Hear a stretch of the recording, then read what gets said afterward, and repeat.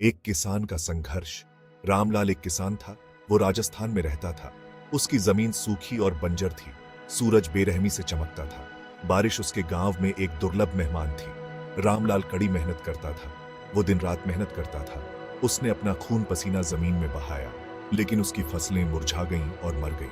वो अपने परिवार का पेट मुश्किल से पाल पाता था। उसकी पत्नी सीता ने उसका बोझ बांटा।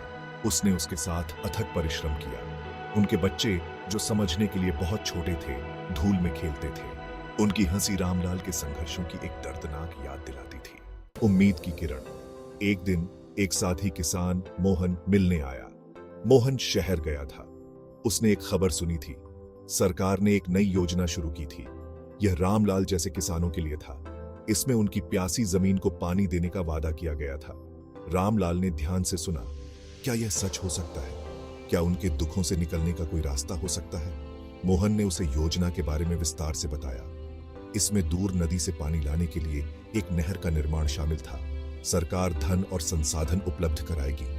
रामलाल का हृदय आशा से भर गया। यह योजना सब कुछ बदल सकती है।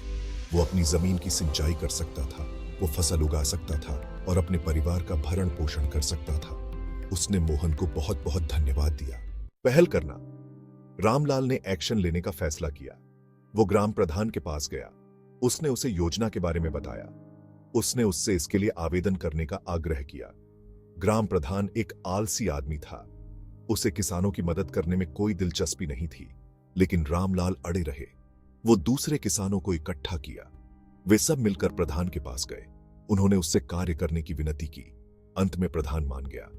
वो इस स्कीम के लिए अप्लाई करने को राजी हो गया। मेहनत का फल। महीने बीत गए। ग्रामीणों ने कड़ी मेहनत की। उन्होंने नहरें खोदी और पाइप बिछाए। आखिरकार वो दिन आ ही गया। उनके खेतों में पानी आ गया। कभी सूखी पड़ी जमीन हरी भरी हो गई। फसलें लहलहा उठी। रामलाल का सीना गर्व से फूल गया। उसकी मेहनत रंग लाई थी। उसने पहल की थी। वो अपने गांव में पानी लाया था। उसने अपने परिवार के बेहतर भविष्य को सुरक्षित किया था। एक बदला हुआ जीवन। सरकारी योजना ने रामलाल के जीवन को बदल दिया। वो अब जीवित रहने के लिए संघर्ष करने वाला गरीब किसान नहीं था। वो एक सफल किसान था। वो अब अपने परिवार का खर्चा आराम से उठा सकता था। उसने अपने परिवार के लिए एक पक्का मकान बनवाया। उसने अपने बच्चों को स्कूल भेजा। यहां तक कि वो दूसरे किसानों की भी मदद करने लगा।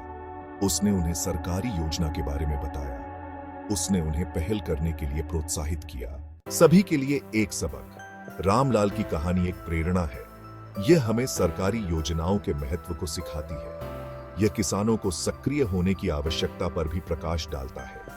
हमें अपने लिए उपलब्ध योजनाओं के बारे में पता होना चाहिए। हमें अधिकारियों से संपर्क करने में संकोच नहीं करना चाहिए। कड़ी मेहनत और दृढ़ संकल्प से हम किसी भी बाधा को पार कर सकते हैं।